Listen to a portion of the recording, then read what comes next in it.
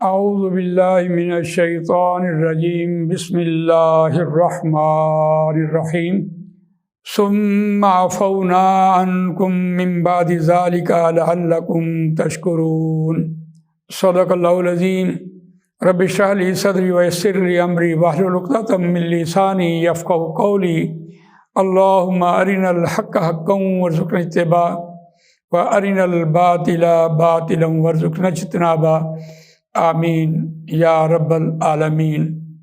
دوستو اور بزرگوں، سورہ بقرہ آیت نمبر 52 آپ کے سامنے تلاوت کی ہے، اور یہ پہلا پارہ چھٹا رکوع ہے۔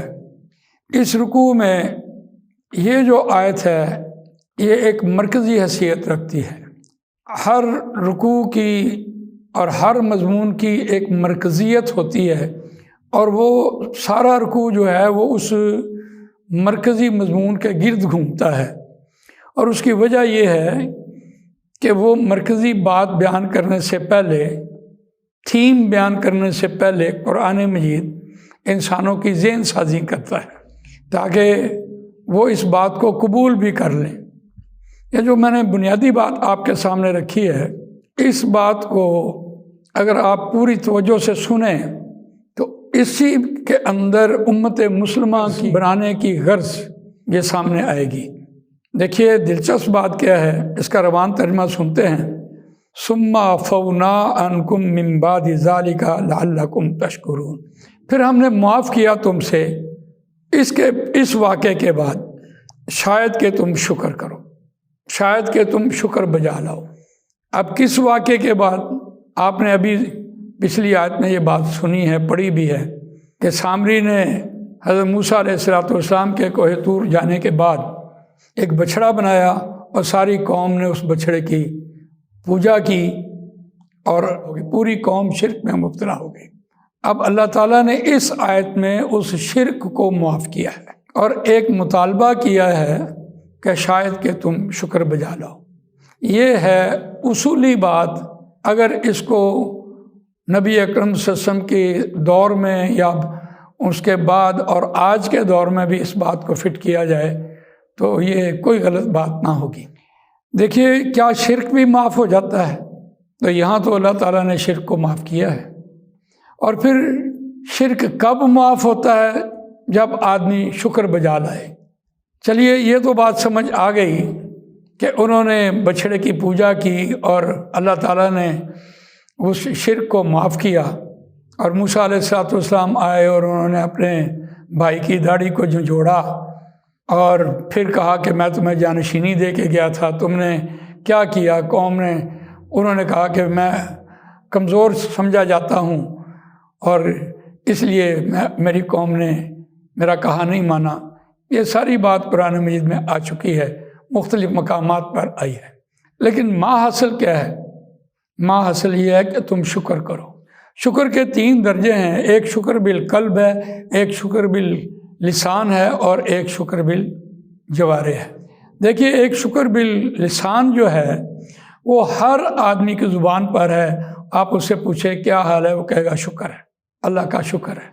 یہ شکر کا لفظ جو ہے یہ اتنا جامع ہے، قرآن مجید نے سورہ ابراہیم میں یہ بات کہی، لئن شکرتم لازیدنکم، اگر تم میرا شکر بجا لاؤ گے تو میں تمہیں اور بڑھا دوں گا۔ تو شکر اس اعتبار سے ہر آدمی اللہ کا شکر کرتا ہے جس حال میں بھی وہ ہے۔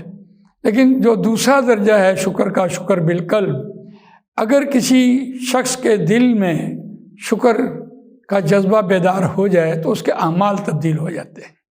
بس یہ بہت بڑی بات ہے۔ اعمال کے اعتبار سے آپ دیکھیے وہ کیسے عمل کرے گا۔ اور ایک ہے شکر بالجوارح۔ شکر بالجوارح یہ ہے کہ اپنے آپ کو اس کے حوالے کر دینا، اللہ کے حوالے کر دینا۔ اس بات کو آپ یوں سمجھیں کہ آپ کسی شخص کو یہ بات کہیں کہ یہ کام کرو میں تمہیں انعام دوں گا، تو وہ یہ کہے کہ کون سا انعام دو گے، تو یہ تو سمجھیں کہ اس نے یہ کام ہی نہیں کرنا۔ اور اگر یہ کام جا کے کر آیا، پھر آپ اس کا کام جا کے دیکھیں گے کیا اس نے واقعی حقیقی طور پر کام کیا ہے یا اس نے اپنے انعام کی لالچ کو کام کیا ہے۔ تو وہاں سے بھی یہ بات سمجھ آ جائے گی، لیکن اس کا کام کرنا اس بات کی دلیل ہے کہ اس کے دل میں شکر اترا ہے۔ لیکن اب رہی بات انعام کے حوالے سے، تو وہ اگر یہ کہے کہ آپ انعام کی مجھے لالچ نہ دیں، مجھے کام سونپیں، کام کیا ہے، تو یہ شکر بالجوارح ہے۔ یہ ہے اصل کام، کہ آدمی اللہ کے کام میں لگا رہے اور اس کا بن دیکھے پر ایمان ہو کہ وہ پھر اللہ تعالیٰ اس کے سارے پچھلے گناہ بھی معاف کر دیتا ہے اگر انسان اس کام میں لگ جائے۔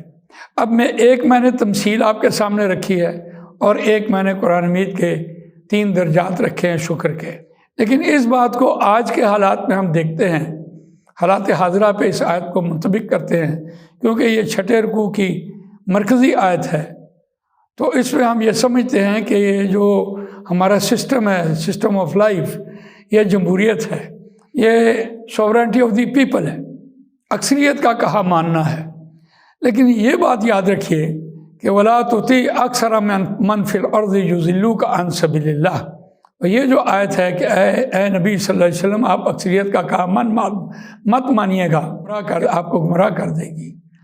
تو یہ وہی بات ہے کہ آپ کی اکثریت جو فیصلہ کرے وہ فیصلہ مانا جاتا ہے، اور اس کو جمہوریت کہتے ہیں۔ ہمارے ملک میں جو نظام چل رہا ہے وہ جمہوریت، وہ کسی درجے میں قابل قبول ہے۔ کس لیے قابل قبول ہے کہ اس کے مقابلے میں اگر کوئی آمریت ہو یا بادشاہت ہو یا کوئی ڈکٹیٹرشپ ہو تو زبانیں بند ہو جائیں گی، پھر ہم اپنی زبانوں سے قرآن مجید کی تلاوت نہیں کر پائیں گے، قرآن مجید نہیں سمجھائیں گے۔ تو اس جمہوریت کا خاصہ یہ ہے کہ ہر آدمی اپنی رائے کا اظہار کرتا ہے، اور یہ ایک موقع ہے کہ ہم اس زبان کے کھلے ہونے کی وجہ سے، آزاد ہونے کی وجہ سے دنیا کو قرآن مجید پڑھائیں، اور قرآن مجید پڑھا کر سمجھ کر اس کو، اگر وہ سوورنٹی ہے تو پوری قوم آپ کی یہ مطالبہ کرے کہ ہمیں قرآن کا نظام چاہیے، تو پھر نظام آ جائے گا۔ تو پھر اللہ تعالیٰ ہمارے اس جمہوریت کے جو گناہ ہے، جو شرک ہم کر رہے ہیں، اس کو معاف کرے گا۔ تو اس اعتبار سے وہ پھر شکر ہوگا، شکر بالجوارح، اپنے اعضاء سے اللہ کا شکر ادا کرنا، یعنی اس کے کام میں لگ جانا، جتے رہنا۔ اسی کو علامہ نے یہ بات کہی، اور غالب نے بھی یہ بات کہی، جہاں دی ہوئی اسی کی تھی، حق تو یہ ہے کہ حق ادا نہ ہوا۔ اور علامہ نے تو بڑی خوبصورت بات کہی کہ میری زندگی کا مقصد تیرے دین کی سرفرازی، میں اسی لیے مسلمان، میں اسی لیے نمازی۔ تو اس آیت میں جو مرکزی مضمون تھا وہ یہی ہے کہ امت مسلمہ کو یہ تعلیم دی جائے کہ تم دل سے شکر ادا کرو اللہ تعالیٰ کا، تاکہ تم اپنے اعمال سے، اپنے اعضاء سے، اپنی جانوں سے، اپنی جان کو پیش کرو اللہ کے حضور، اور تب وہ اللہ شکر مانگتا ہے۔ اللہ ہم سے یہ شکر کا مطالبہ کرتا ہے کہ اپنی عزیز ترین چیز ہمارے سامنے لے کے آؤ۔ وہ بھی قرآن مجید نے لن تنالوا البر حتی تنفقوا مما تحبون میں یہ بات کہی۔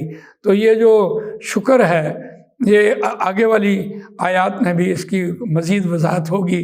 اللہ تعالیٰ مجھے آپ کو قرآن مجید پڑھنے، سمجھنے، اس پر عمل کرنے، اس کو دوسروں تک پہنچانے کی توفیق عطا فرمائے۔